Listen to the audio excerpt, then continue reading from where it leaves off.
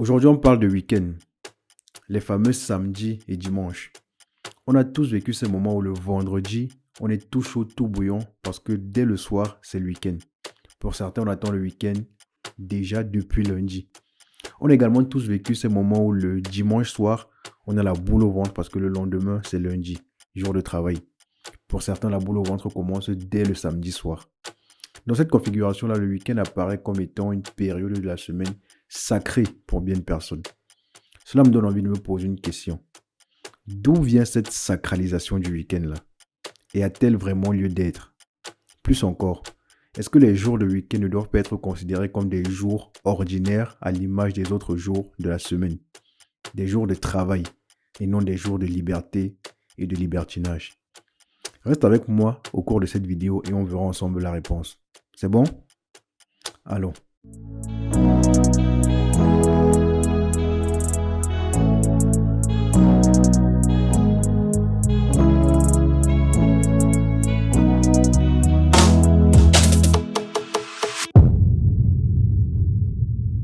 Bonjour à tous et bienvenue sur la chaîne Diaspora Africaine. Alors moi c'est Wilfried Taguedjou et ensemble avec tous les autres intervenants de la chaîne on te parle Afrique, on te parle diaspora et surtout on parle entre jeunes.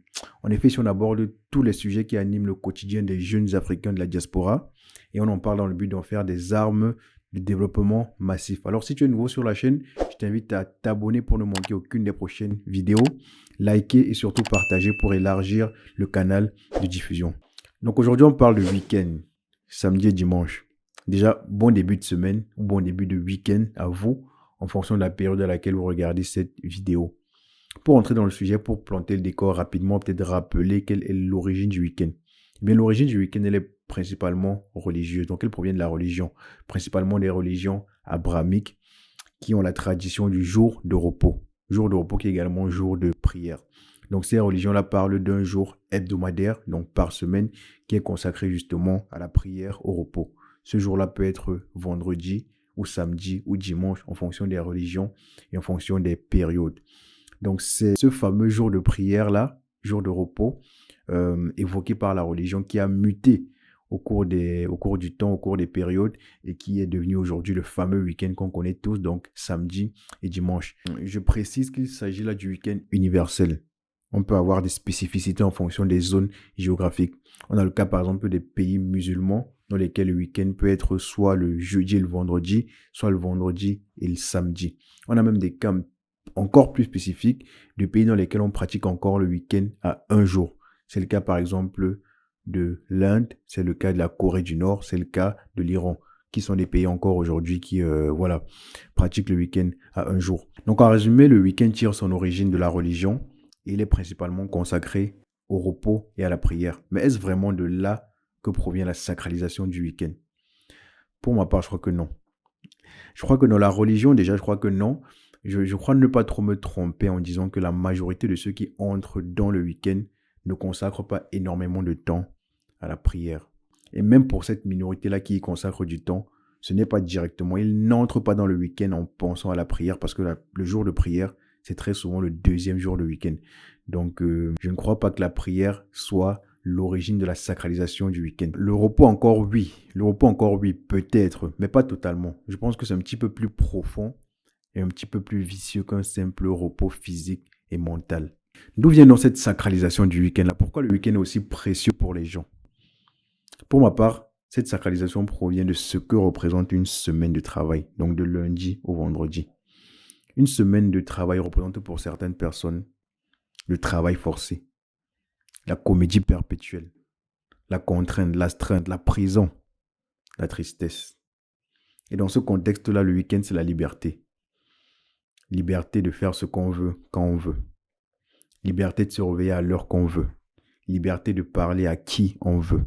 Liberté de se préparer à la vitesse qu'on souhaite. Le week-end se transforme en exutoire de toutes les frustrations de la semaine. Et lorsqu'on entre dans cette spirale-là, où on travaille 5 jours pour pouvoir bénéficier de 2 jours de week-end, et bien ces 2 jours de week-end se transforment en jours sacrés, jours inviolables, jours intouchables, jours pendant lesquels on peut tout faire, sauf ce qu'on fait en semaine, c'est-à-dire travailler. Jours pendant lesquels on doit tout faire tout ce qui nous est interdit en semaine, à savoir se distraire, se reposer, faire le culte, aller au restaurant, se balader, etc., etc. Eh bien, j'ai envie de dire que tous ceux qui sont dans ce logiciel-là sont peut-être en train de gâcher tout leur week-end. Je m'explique. Dans ce logiciel de week-end sacré, premièrement, en semaine, les gens ne font pas grand-chose. Les gens ne font pas grand-chose justement parce qu'ils reportent tout au week-end. Or, une journée, c'est 24 heures.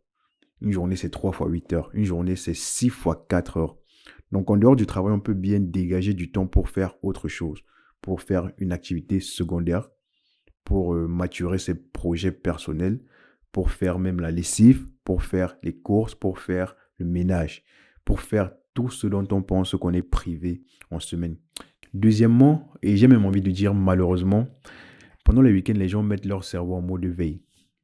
C'est-à-dire qu'ils ralentissent volontairement leur cerveau.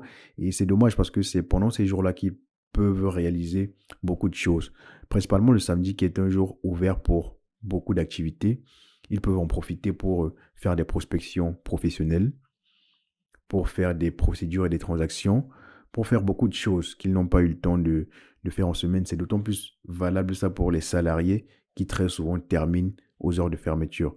Donc là, c'est une occasion de faire toutes ces opérations-là. Le dimanche, ils peuvent avancer sur un projet personnel. Ils peuvent avancer sur un business plan. Ils peuvent avancer sur leur comptabilité tranquillement. Ils peuvent réfléchir sur leur avenir. Ils peuvent faire tellement de choses. Donc, à cause de la sacralisation du week-end, les gens ratent les bonnes opportunités, les bonnes occasions du week-end. Les gens perdent leur temps le week-end. La solution, c'est donc quoi? Ce n'est bien évidemment pas de ne pas s'amuser, de ne pas se reposer, de ne pas faire le culte ou je sais pas quoi le week-end. La solution, à mon sens, c'est de prendre possession non seulement de ton week-end, mais également de ta semaine. La solution, à mon sens, c'est de prendre possession de ton temps. Ne te laisse pas aspirer par le système. Tu dois identifier toutes les tâches, toutes les actions que tu as envie de réaliser au cours de la semaine et tu dois les positionner de façon habile et agile dans ta semaine. Avant ça, tu dois comprendre et assimiler 2 points fondamentaux. 2 points. Premier point, une semaine, c'est 7 jours. 7 jours et non 5 jours plus 2 jours. Mets-toi ça en tête. Ça sera plus facile. Si tu as été attentif, et je sais que c'est le cas, au cours de la vidéo, tu comprendras très vite et très bien pourquoi je dis cela. Donc, une semaine, c'est 7 jours et non 5 jours plus 2 jours. Le deuxième point, c'est qu'une journée, c'est 24 heures. 24 heures que tu peux subdiviser en plusieurs petites périodes. Donc, si ton travail, si ton activité principale te prend une de ces périodes-là, mets-toi en tête qu'il en reste plusieurs autres que tu peux exploiter. Voilà, je n'en dirai pas plus. Rendez-vous dans le podcast L'Afrique en jeûne sur lequel on traitera plus en profondeur et plus largement ce sujet-là. Donc, vous l'aurez peut-être compris, cette vidéo s'adresse certes à tout le monde, mais principalement aux salariés. Parce que c'est dans ce système professionnel-là qu'on observe beaucoup ces tendances-là où en semaine, on est à fond dans la production. Donc, métro, boulot, dodo. Et pendant les week-ends, on est à fond dans la distraction, dans le repos, dans la consommation. Vous savez, lorsqu'on veut mieux piéger sa proie, on lui laisse une issue de sortie pour lui faire croire qu'elle a toujours le contrôle, qu'elle a toujours le pouvoir de décision. De temps en temps, on détend la corde pour éviter qu'elle ne se casse, mais on garde les liens bien attachés. C'est ce que j'appelle la dictature du salariat. Pour moi, tout ce qui est week-end, tout ce qui est congé, tout ce qui est RTT, tout ce qui est prime, tout ce qui est salaire même, ça constitue comme ça des barreaux en verre de la prison du salariat. Je vais pas en dire plus. Dites-moi ce que vous en pensez en commentaire. Donc, comment trouver son harmonie dans la dictature du salariat? Faut-il quitter la dictature salariale? Si oui, comment procéder? Eh bien, toutes ces questions et bien d'autres feront partie de la thématique sur l'épanouissement professionnel et financier que nous allons attaquer sur la chaîne en plein de petits sujets, notamment avec le podcast L'Afrique en jeûne. Donc, c'est comme ça un rendez-vous que je te donne parce que ça commence dès ce dimanche. Donc, si ce n'est pas encore fait, je t'invite à t'abonner pour ne pas manquer la publication ce dimanche. Il y a du très, très, très lourd qui arrive. Donc, on arrive au terme de cette vidéo. Et pour sortir aujourd'hui, on va dire bonsoir à Lomé. À bientôt.